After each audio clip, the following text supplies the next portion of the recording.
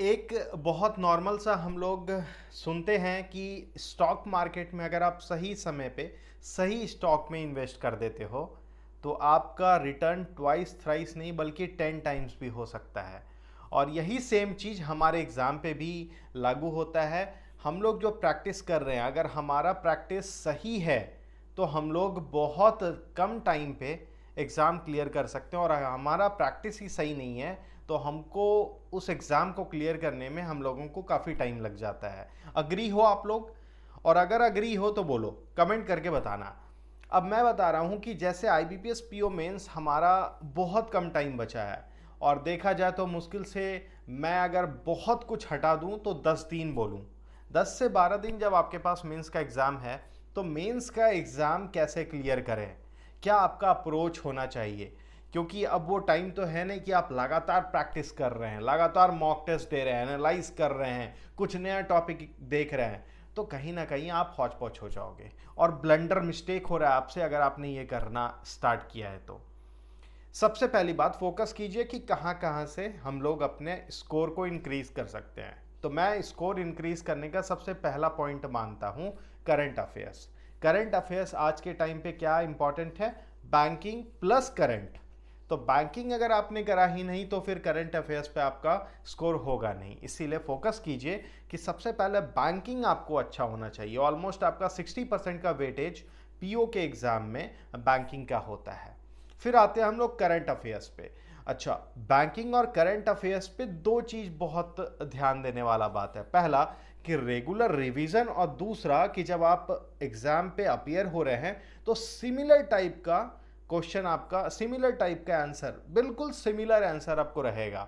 ठीक है, जैसे हम लोग इंग्लिश में क्वेश्चन जब सॉल्व करते हैं तो हम लोग देखते हैं कि वर्ड अगर हम लोगों को रॉन्ग पिक करना है, कौन सा रॉन्ग है, तो क्या देखते हैं कि एक छोटा सा वर्ड का भी इधर उधर हेर फेर होता है। बस उसी तरीके से करंट अफेयर्स में होता है, बिल्कुल सिमिलर ऑप्शन रहेगा और आप गलती वहीं पर कर जाएंगे और आप क्या गलत ऑप्शन पिक कर लेंगे।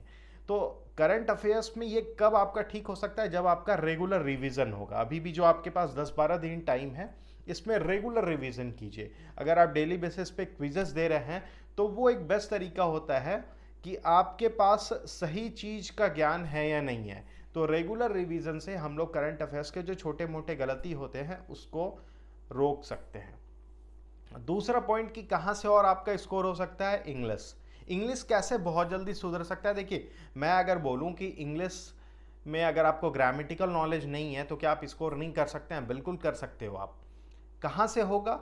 तो वो रीडिंग स्किल से होगा और राइटिंग स्किल से होगा। अगर आपने रीडिंग स्किल अपना डेवलप करा है, डेली बेसिस पे अगर आपने रीडिंग करा है, तो नो डाउट कि आप इंग्लिश में भी लगभग 25+ का स्कोर लेकर आओगे। क्योंकि देखिए, मोस्ट ऑफ द क्वेश्चन क्या होता है ना कि जब आप इंग्लिश में क्वेश्चन सॉल्व कर रहे हैं तो वहाँ से पिक कर सकते हैं कि आखिर इसमें क्या सुटेबल आंसर होना चाहिए, और माइंड वहीं पर क्लिक कर जाता है कि यस, इसमें ये चीज़ होगा। और अगर आप नहीं भी जान रहे हो ना तो वो चीज़ इतना आप रेगुलर टच में हो कि वो सही मार जाओगे। तो दो चीज़ मैंने बताया। तीसरा पॉइंट होता है कि एग्ज़ाम में जब PO मेंस में हम लोग बैठते हैं तो हम लोगों के पास सफिशियंट टाइम होता है, सफिशियंट टाइम, लेकिन हम लोग क्वेश्चन ही नहीं बना पाते हैं। तो क्वेश्चन कैसे बनेगा?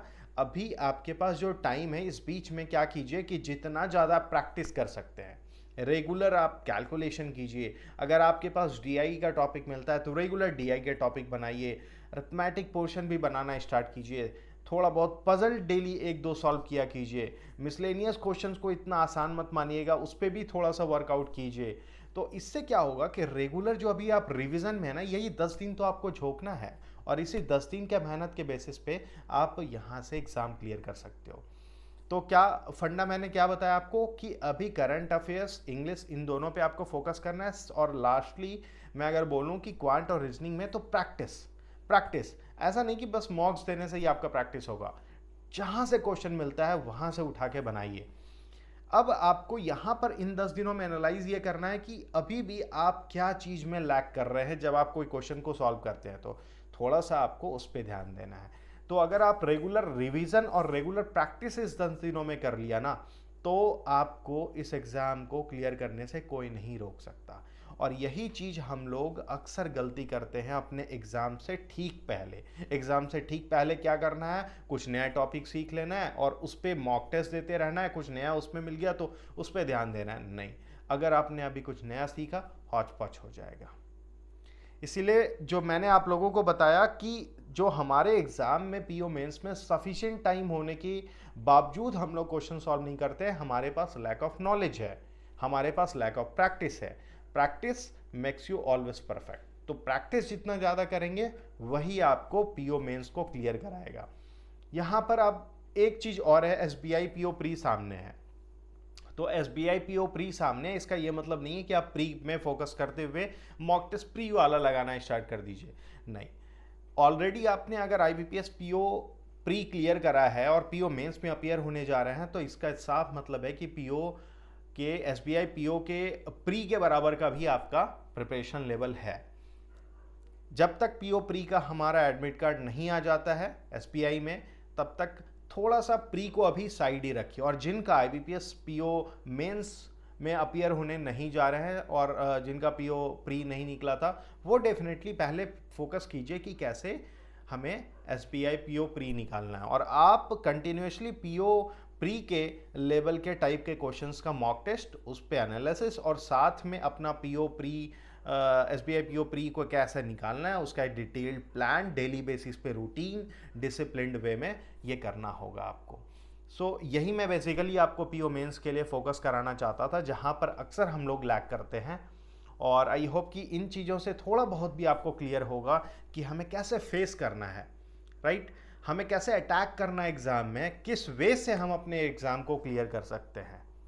और अगर इसमें कोई डाउट है तो प्लीज़ पूछिएगा, कमेंट करिएगा ज़रूर, बिल्कुल, क्योंकि ये आपको भी कहीं ना कहीं अच्छा बनाएगा और हमारे अंदर क्या कमी है वो भी मुझे पता चल पाएगा।